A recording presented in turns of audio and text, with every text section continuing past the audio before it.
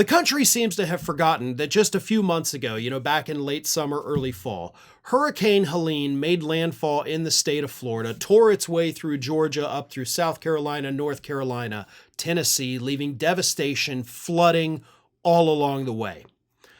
Hundreds of thousands, if not more, people completely displaced, entire towns like Lake Lure, North Carolina, where I have multiple family members that were living there at the time, just totally wiped out.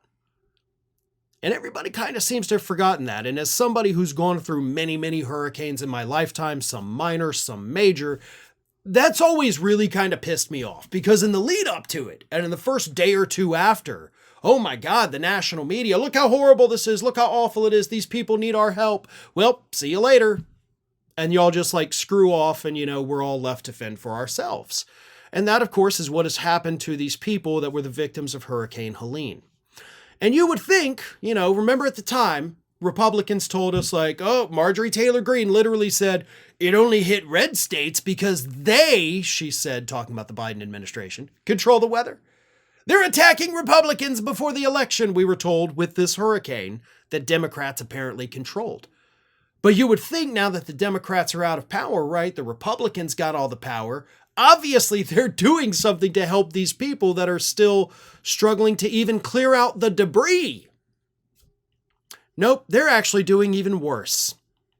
The state of Georgia recently petitioned FEMA to extend the 100% federal funding of debris removal and other assistance that they still need from the hurricane. A couple days ago, FEMA finally got back to them on that and said, nope. We're not going to do that. We're not going to give you an extension of this money. You're on your own, bud. Bye. FEMA specifically said, it has been determined that the increased level of funding you have requested is not warranted. So the Trump administration, because that's who's operating FEMA now, looked at this damage in the red state. I don't even think they actually looked at it, but they just said, yeah, it's not warranted. You don't need more money. We already gave you money. Hey, you coming back for more? Get the hell out of here with that. Rebuild on your own. So, Georgia, and I'm assuming by extension any other of these red states that needs more hurricane funds, you're on your own. Donald Trump and Elon Musk have cut you off. All of these states voted for Donald Trump. All of them. And now, even though they need that federal funding to, keep going with the cleanup and the rebuild, FEMA says not going to happen. For the state of Georgia specifically, at least they have a budget surplus, and they do have money in their state savings account, several $billions. But now that they're on their own, what's going to happen is that they're basically going to have to wipe out their savings. The $5.5 billion they have in the state reserves, they're going to have to pull that out to do this, which the federal government is supposed to do.